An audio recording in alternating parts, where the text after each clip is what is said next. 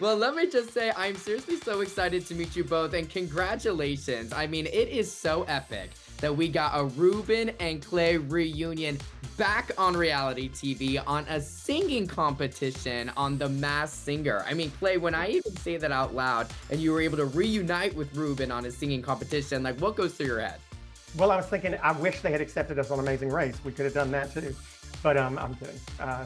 Masked Singer's far more fun and it caused far less arguments between Ruben and I than any other show would have. And it was fun to do because it's just stupid. We tried our best to disguise our voices, even though we failed miserably. I feel like when I listen to us back, like I feel like, it just sounds distinctly Ruben and Clay, but it was just fun to be in those 255-degree beat costumes, trying to fool a group of panelists that know their stuff when it comes to music.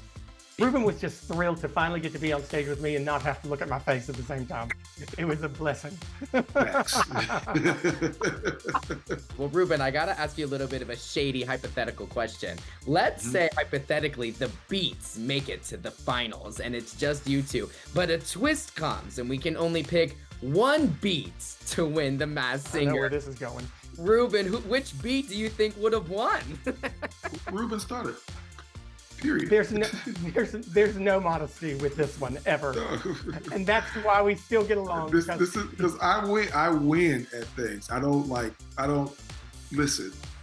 And I don't, and I lose, and I don't have a problem with it. So it works out. He's competitive. I'm not competitive. Ruben can win it. I would have said the same thing if you had asked that same question to me. I'd have been like, give it to Ruben. He needs it. And Clay, I know you've heard this so many times, but girl, you were one of the very, very first people who represented our community, who was on television, reality television, in a competition. I mean, seriously, the representation that you brought for our community so many years ago, I personally think has set the precedence and opened a lot of doors for a lot of other people to be themselves in their personal lives and on TV. I didn't have my first boyfriend until I was on Idol. I didn't admit it to myself I was gay until like week 4 of Idol. I look back now and realize, wow, I did that whole thing on TV and I did it all on magazine covers. And it was a very different time. I will say I look at where we are in 2024 and am incredibly thankful that America has progressed in the way it has.